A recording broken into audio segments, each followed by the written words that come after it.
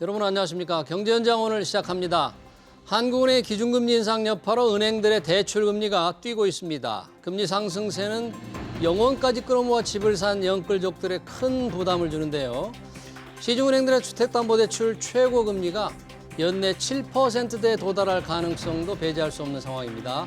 대출금리 동향과 전망 자세히 살펴보겠습니다. 유튜브 실시간 댓글 의견 주시면 토론에 반영합니다. 경제현장 오늘입니다.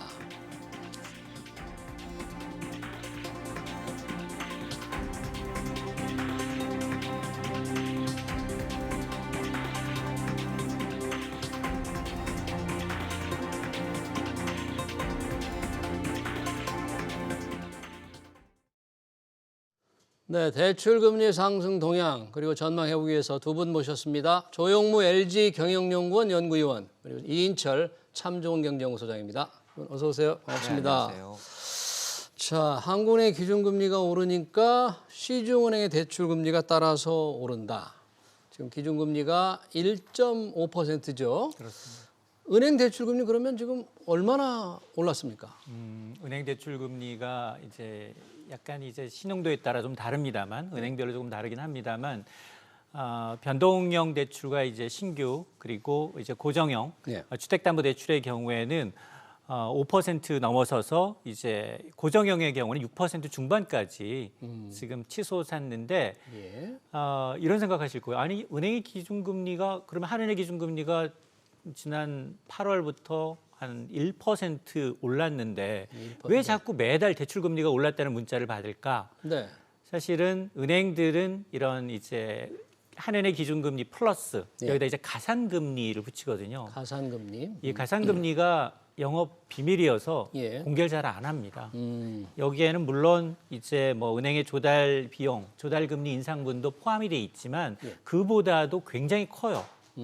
이게 뭐 가산금리 산정을 은행별 지점별로 이제 제각각이다 보니까 예. 최근에 3월 중 이제 변동형 대출금리의 기준이 되는 이제 코픽스 금리라고 있습니다. 코픽스. 예, 네. 시중 8개 은행이 실제로 이제 시장을 통해서 조달한 평균 금리예요. 네. 그건 0.02%밖에 안 뛰었어요.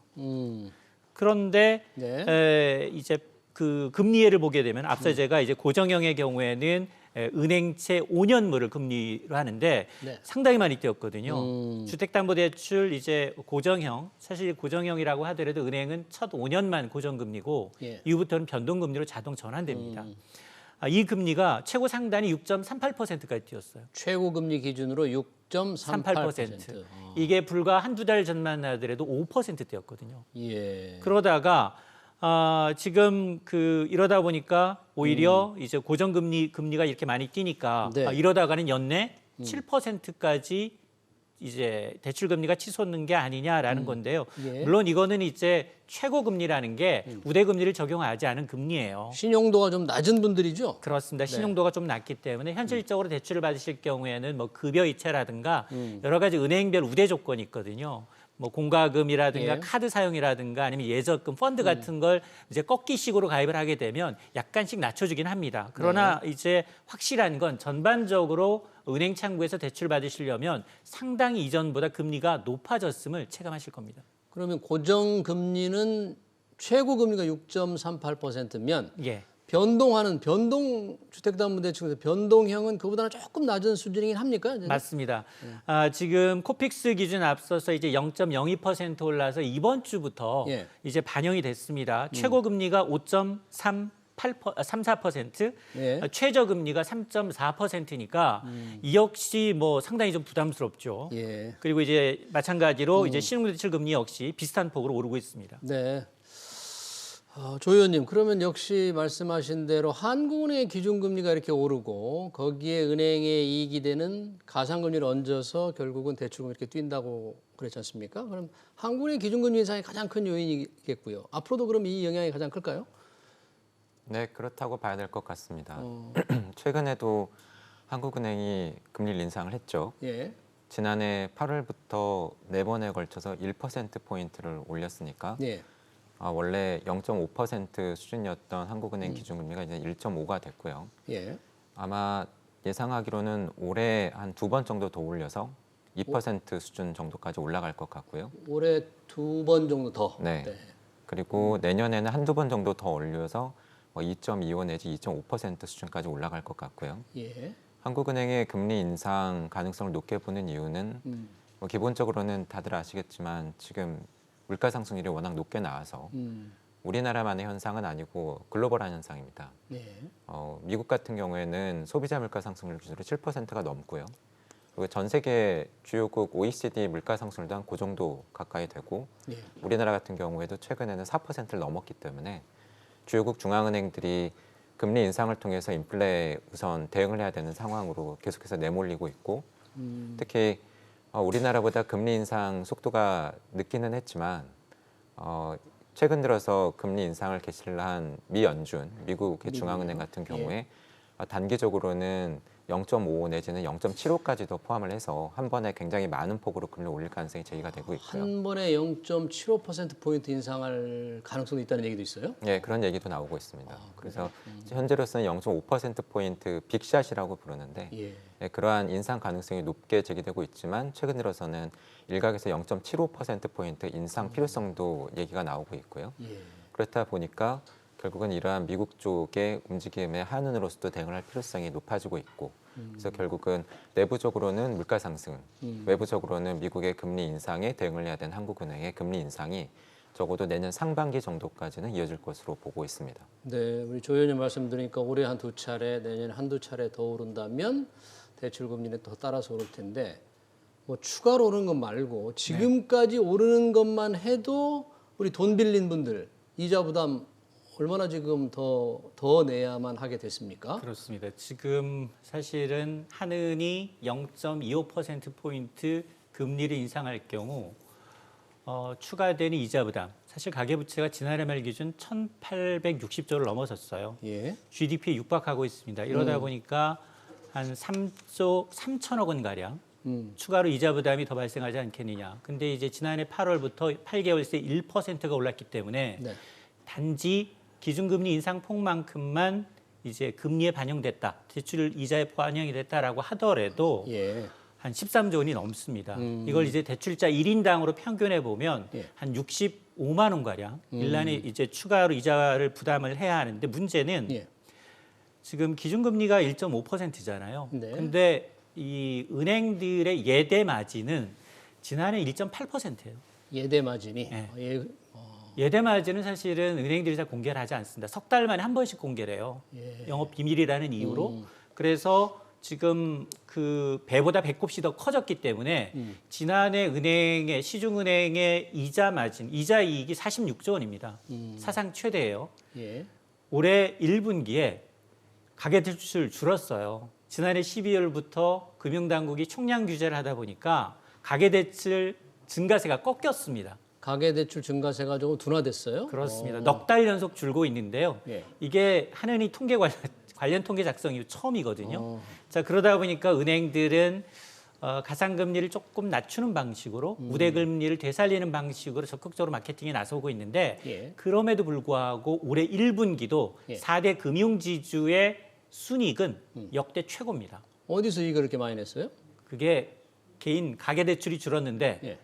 기업 대출이 늘고 있어요. 아, 기업 대출 그렇습니다. 이익으로. 자, 그럼에도 불구하고 저는 이제 아마 네. 이제 계속해서 이제 가상금리 마진을 적게 먹는 방식으로 대출 마케팅을 한다 하더라도 예. 지금 앞서 이제 뭐 두 차례 최소 네, 두 차례 두 내지는 그 차례 이상 정도? 네. 금리 인상을 예고하고 있기 때문에 은행권의 아마 이제 이익은 더 이제 크게 증가하지 않겠느냐. 네. 그래서 이제 기준금리 인상도 문제지만 예. 은행권에 이제 굉장히 쉽게 영업하는 거죠. 예대 마진차 확대를 통한 이자를 챙기는 부분도 좀 이제는 유심히 좀 들여다볼 필요가 있다라는 생각이 듭니다. 네, 저희 시청자 댓글에 그런 건 있어요. 금리 인상이 경제에 큰 부담이지만 예금 이자도 오르니까 더 좋아하시는 분들도 있다. 이런데 은행들이 뭐 대출 금리를 좀 빨리 올리고 예금 금리는 좀 적게 올리고 그런 거 아닙니까? 맞습니다. 그렇게 예. 그러니까 그동안 가장 이제 늘 보면 예. 예금 금리는 시차도 좀 더디게 예. 그리고 찔끔 올렸고요. 대출 금리는 계속해서 신속하게 빠르게 많이 올렸거든요. 네. 자, 그러다 보니까 예대 마진 차가 점점 커지면서 은행이 이제 사상 최대 이자 장사를 해왔는데 최근 들어서는 조금 보면 이제 금리를 예. 기준금리 인상폭보다도 조금 더 이제 이 예금 금리를 인상하고 있는데 근데 실제로 좀 들어가 보시게 되면 여러 가지 단서 조건이 있어요. 그래요? 몇 천억 한도 내에서 그리고 신용대출이 좋은 분들 네. 뭐 이런 분들 신용도가 좋은 분들 이런 분들로 굉장히 국한돼 있기 때문에 면밀히 좀 들여다볼 필요는 있습니다. 예. 우리 조 의원님은 이제 올해 한국은행 기준금리 2차례 정도 오를 것이다 이렇게 예상을 하셨는데 어제 이창용 한은 총재 후보자 이제 청문회가 끝났지 않습니까? 뭐 물가 안정을 좀 중시해서 더 올릴 것 같다는 신호를 보낸 것 같기도 하고 뭐 경제 성장을 중요시하게 표현한 것 같기도 하고 그분의 어제 청문회에서 나온 어떤 철학, 통화정책 운영 방향에 대한 생각과 금리 인상 횟수 어떻게 보셨습니까 혹시? 통화 정책을 책임지는 기관의 수장이 바뀌는 셈이니까 한은 총재가 어떤 생각을 가지고 있는가는 역시 매우 중요하고요. 네. 근데 최근에 한 발언들, 이야기들을 살펴보면 가계부채 증가세 조절의 중요성에 대해서 강조를 했고 또 최근에 앞서 말씀드렸던 그런 높은 물가 상승률에 대한 관리 필요성을 이야기를 했고 두 가지 모두 다 한은으로서는 금리를 올려서 가계부채 증가세를 둔화시키거나 높아지는 물가 상승률을 떨어뜨리거나 하는 쪽의 필요성을 언급한 것으로 좀 해석이 되고 있습니다. 예. 그런 면에서 보면은 당초 예상보다는 매파적인 발언이었다라고 금융시장에서 받아들이고 있는 것으로 보이고요. 아, 매파적이라면 이제 금리 인상에 올리는 조금 쪽. 적극적인 의지 표현을 네. 한 것 같다. 네. 예. 그러니까 인플레보다 더 적극적으로 대응을 하고 그렇다 보니까 금리를 내리기보다는 올리는 쪽에 가까운 성향을 매파라고 하고 반대를 비둘기파라고 하죠. 예. 근데 그런 면에서 보면은 당초 예상보다는 매파적인 발언들을 한 것으로 지금 금융시장을 해석을 하고 있는 것으로 보이고요. 예. 그리고 그 외에도 앞서 이루어졌던 한은의 금리 인상이 사실은 한은 총재의 부재 상황에서 이루어진 금리 인상이었는데 그렇죠. 4월 예. 1일에. 예. 뭐 한은 총재가 없는 상황이다 보니까는 다음번으로 금리 인상을 미루지 않겠느냐라고 하는 전망도 있었음에도 불구하고 네. 금리 인상이 이루어졌던 것을 감안을 하면 네. 나머지 한국은행의 금융통화위원회 그 위원들 사이에서도 현재 앞서 말씀드렸던 그런 인플레이션, 물가 상승률 그리고 한미 정책 금리의 축소를 넘어서서 앞으로 역전될 수도 있는 상황 이러한 부분에 대해서 중요하게 고려를 하고 있는 것으로 판단이 됩니다. 네. 그렇게 이제 하는 이창용 후보자가 약간 매파적인 성격의 발언을 해서 예상대로 우리 조 의원님 예상대로 한 2차례 올린다면 이제 주택담보대출 금리가 연 7% 가능성도 아까 제기를 하셨지 않습니까? 맞습니다. 그런데 또 일부 은행들이 대출을 좀 늘리기 위해서 가상금리를 조금 줄인다. 그래서 7%까지는 가지 않겠느냐. 이런 시각도 있던데 맞습니다. 어떻게 접점을 찾을 수 있을까요? 일단은 일단 이창용 이제 후보자의 발언 요지 가운데 눈여겨볼 대목이 물가 상승세가 적어도 1년에서 2년 이상 지속될 것이다. 1년에서 2년 지속. 그렇습니다. 네. 이 얘기는 네. 상당 기간 금리 올릴 수밖에 없다라는 거거든요. 또 하나가 자 그러면 인상폭과 속도일 텐데 이런 얘기했어요. 지금 한국은 빅스텝이 필요하지 않지만 향후 상황을 지켜가면서 속도 조절하겠다라는 얘기했고 그리고 한미 간 기준금리 역전 가능성에 대해서도 역전될 가능성이 있다. 그러나 이제 상황을 봐가면서 미세한 조정이 필요하다라고 얘기를 했어요. 그래서 최소 연 2차례예요. 네. 지금 한국경제연구원의 보고서를 보면 예.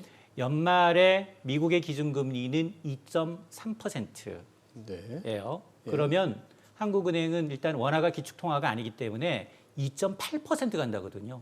저는 그건 최악의 시나리오라고 봅니다. 기준금리가 2.8%까지. 8%까지 간다는 겁니다. 오. 이건 왜냐하면 당장 미국이 올해부터 내년까지 10차례 내외의 금리 인상을 예고하고 있어요. 네. 그리고 앞서 위원님 얘기하셨습니다만 5월과 6월 그동안은 2차례는 네. 50베이시스 포인트 두 번만 인상하면 우리랑 기준금리 상단이 똑같아져요. 1.5%입니다. 1.5. 예. 그런데 이제 나머지 하반기에 4차례 남아 있는 미국의 통화 정책에서도 한 단계씩만 금리를 올려도 네. 충분히 2.5 간다는 얘기거든요. 그러니까 그걸 감안한 것으로 보이는데 예. 자 그러면 도대체 지금 뭐 은행들이 약간의 가상금리를 좀 조절하는 방식으로 대출 마케팅에 나서곤 있지만 네. 그건 이러다가 지금 인터넷 전문 은행들 나머지 은행은 이제 풍선 효과로 오히려 대출 총량이 늘어나고 있거든요. 대출총이 늘어난다. 그렇습니다. 그런 걸 감안해서 네. 다시 이제 약간의 이제 마케팅을 벌이고 있는 셈인데 네. 그럼에도 불구하고 저는 은행들이 그렇게 가상금리를 추가 인하하면서까지 이제 이 금리를 내리는 거, 예. 금리 인상 기조 속에서는 한계 있다. 한계가 있다. 그렇습니다. 타이밍의 문제일 뿐 주택담보대출 고정형, 혼합형의 경우에는 7% 시대는 불가피하다라고 봅니다. 네. 지금 대출 금리가 이렇게 오르고 일부에서 가상금리를 좀 줄여서 대출을 좀 늘리기 위해서 은행들이 대출 금리를 줄이지 않겠느냐는 그런 말씀에 대해서 저희 시청자들은 조금 다른 의견을 내고 있어요. 보니까 네. 코픽스 기준 금리 1.5%면 실질적 은행 가산 폭리 금리는 3.5%다. 은행들 금리 폭리 감시는 전혀 왜 안 하고 방치해 두느냐. 나름 은행이 이 가산 금리를 너무 많이 물려서 고객들에게 이자를 더 받아낸 데 대한 불만이 참 많이 나오고 있네요. 그러면서 동시에 이렇게 금리가 오르면 경기 둔화 가능성도 제기하는 분도 있는데 우리 댓글도 그런 게 있습니다. 경기 냉각기가 오겠다. 조 의원님 어떻게 보십니까? 이 물가 잡기에서 금리를 그렇게 올려야 된다는 그런 측면, 또 경기 둔화를 좀 초래하는 측면, 어떻게 이 조화를 이루어야 될지 어떻게 해야 될까요? 말씀하신 것처럼 중앙은행으로서는 상당히 곤혹스러운 상황이고요. 하지만 저희가 전망하고 있기로는 네.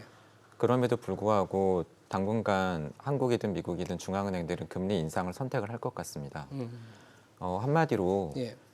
물가 상승이라고 하는 부분을 잡기 위해서 경기 둔화라고 하는 비용을 치르더라도 금리를 올리겠다라고 하는 정책 스탠스가 상당 기간 지속될 가능성이 높아 보이고요. 예.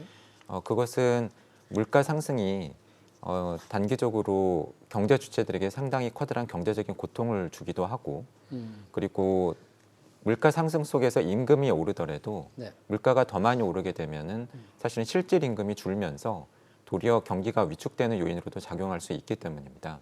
그래서 이것을 웨이지 프라이스 스파이럴이라고 해서 예. 뭐 임금이 오르는데 물가는 더 올라서 이것을 감안을 한 노동자들이 임금을 더 올려달라고 하면서 물가가 더 빠르게 올라가는 일종의 악순환이 계속 악순환을 이야기를 하는 거죠.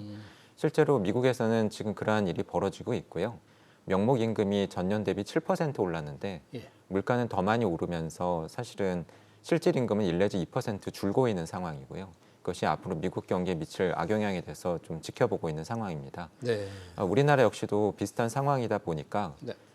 경기 둔화에 대한 부담이 있음에도 불구하고 당분간 금리 인상 기조를 이어갈 것으로 보이는데 네. 그렇다 보니까 생각보다 앞으로 우리 경기가 좋지 않을 가능성이 꽤 높아지고 있다고 판단을 하고 있고요.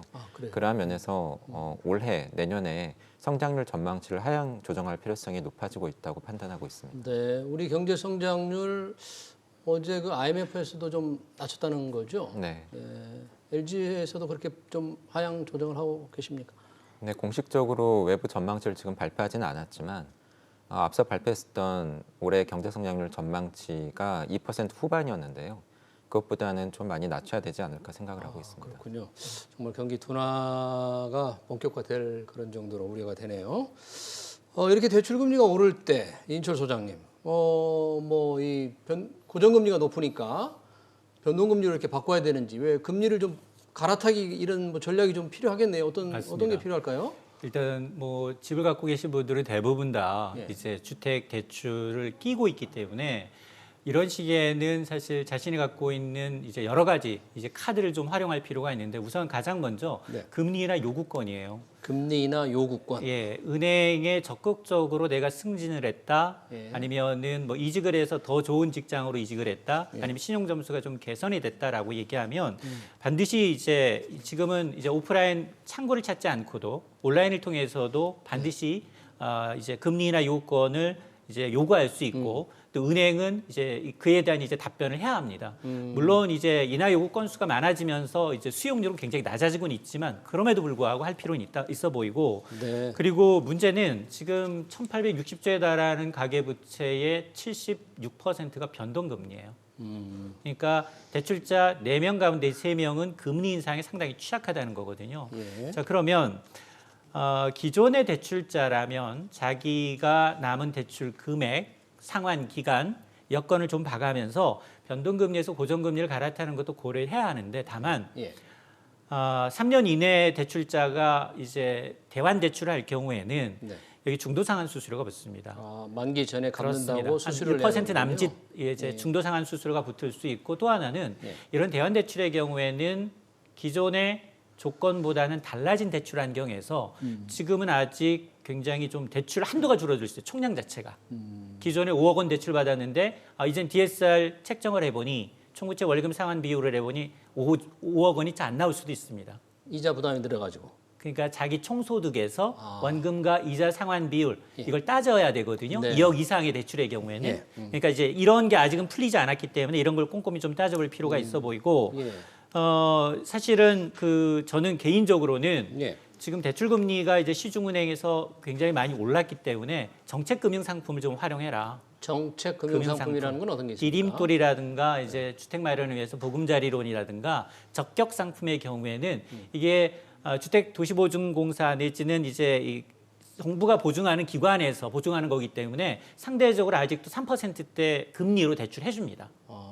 그러니까 은행보다는 굉장히 상당히 조건이 좋지만 그럼에도 불구하고 여기는 소득 여건, 그다음에 주택 가격 요건 이런 것들이 들어가거든요. 조건이 좀 까다롭겠네요. 조건이 좀 받으려면. 까다롭습니다. 네. 까다롭고 이거는 지금 금리가 굉장히 매력적이기 때문에 3% 후반, 2%대로도 가능하거든요. 네. 그러다 보니까 나오자마자 바로 며칠 만에 이제 한도가 소진되는 경우가 있어요. 그러니까 이제 이런 상품을 좀 적극적으로 네. 활용할 필요가 있어 보입니다. 활용을 하려고 그러는데 한도가 소진돼서 받을 수 없으니까 할 수 없이 높은 금리로 은행 돈을 빌려야 되는 사람들 맞습니다. 어쩔 수 없는데 이 나이로 보면 조 의원님 이 30대가 소득 대비해서 가장 빚이 많다는데 그게 집을 사느라고 그렇게 됐을까요?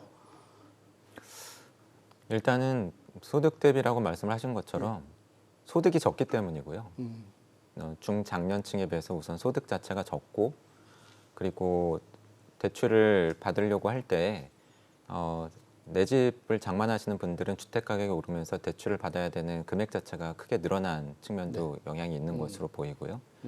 그리고 다른 계층 연령대에 비해서 지금의 청년 계층이 지난 몇 년 동안 받을 수 있는 한도까지 많이 이렇게 빌려서 네. 주택 구입에 나섰던 부분이 영향을 미치고 있는 것으로 보고 있습니다. 네.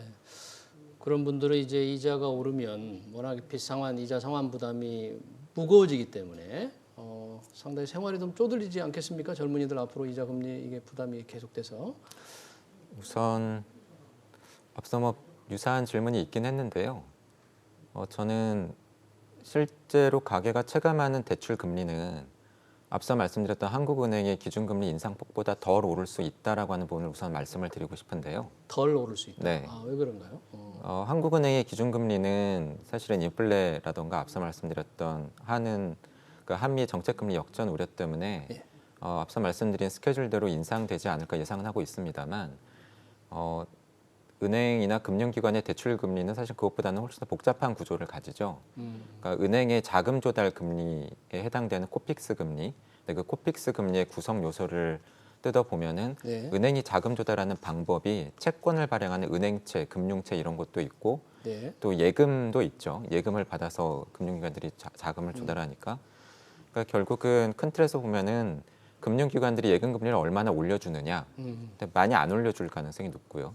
그리고 채권 금리 같은 경우에는 한국은행의 기준금리 인상에도 영향을 받지만 사실은 장기 채권의 금리일수록 우리나라 경기라던가 다른 요인들의 영향을 많이 받는데 앞서 말씀드린 것처럼 경기 둔화 우려가 커지고 있기 때문에 사실은 장기 채권일수록 금리가 덜 올라갈 가능성이 있습니다. 경기 둔화 우려 때문에. 네. 그렇다 보니까 한국은행이 사실 1%포인트 앞으로 기준금리를 인상을 한다고 하더라도 장기 채권 금리라던가 예금 금리는 그것보다 좀 덜 올라갈 가능성이 있고 네. 그렇다 보니까 가계가 직면하게 되는 대출 금리는 그것보다 덜 올라갈 가능성이 있고요. 네. 오늘 저희가 이야기를 한 이런 대출 금리의 숫자들도 대출 금리의 상단인데 네. 대출 금리의 상단으로 대출을 받으시는 분들은 사실 별로 없거든요. 가면은 은행에 요구하는 부수 거래, 뭐 신용카드 사용이라던가 적금 가입이라던가 이런 걸 통해서 그러한 상단의 금리보다는 상당히 낮은 금리들로 대출들을 많이 이용들 하십니다. 네. 그렇다 보니까 금리 인상폭은 한국은행 기준금리 상승폭보다 적을 수 있다라고 보고 있습니다. 상당히 그 한국은행 기준금리 인상폭, 물가 상승을 억제하기 위해서 예상되는 인상폭보다 실질적으로 소비자들이, 차입자들이 부담하는 은행의 대출 금리는 좀 덜 올라갈 수 있다. 네. 뭐 나름 조금 희망적인 얘기네요. 만약에 그렇게 된다면 은행들의 조달금리, 예금이나 채권 조달금리가 좀 덜 오를 것으로 보이기 때문에 그렇게 됐으면 좋겠습니다. 뭐 어차피 한국은행이 이제 금리를 계속 올린다니까 물가를 잡기 위해서.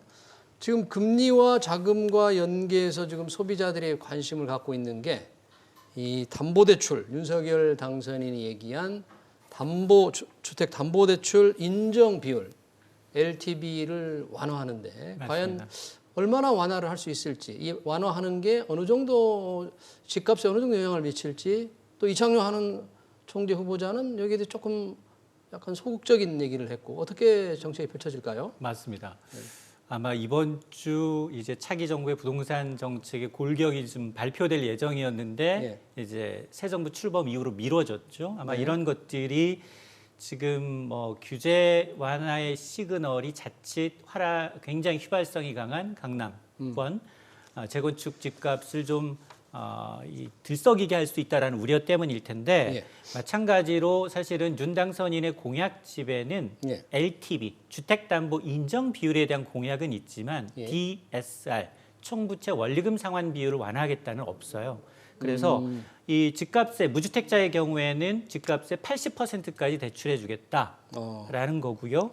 또 1주택자의 경우에도 실수요 잘하면 70%까지는 완화하자라는 거예요. 근데 문제는 이런 LTV를 아무리 높인다 하더라도 이 DSR 규제가 살아있다면 저소득층은 연소득 내에서 2억 원 이상 대출받을 때 원금과 이자를 40% 이내로 줄이다 보면 채 받지 못합니다.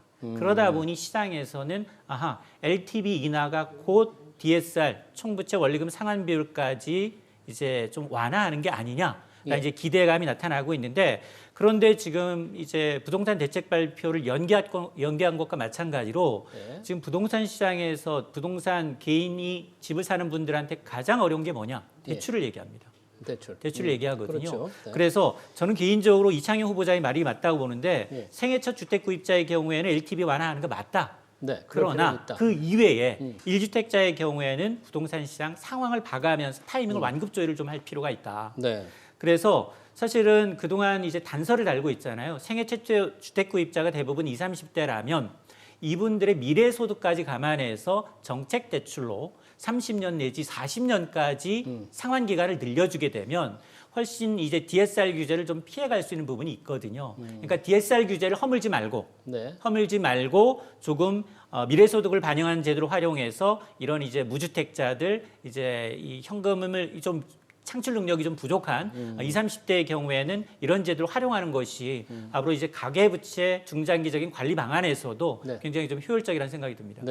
조 의원님 어떻게 보십니까? LTV 완화, 지금 윤석열 당선인 측에서 추진하려고 하는 것, 이창용 후보자 생애 첫 주택자만 좀 완화해야 된다고 조금은 소극적으로 얘기한 것, 어떤 게 우리 경제에 좀 영향을 덜 미치면서 효과를 발휘할 수 있을까요? 앞서 말씀 주신 것처럼 DSR 규제를 완화하지 않고 LTV 규제만 완화한다라고 한다면 그 효과는 별로 크지 않을 것으로 보고 있고요.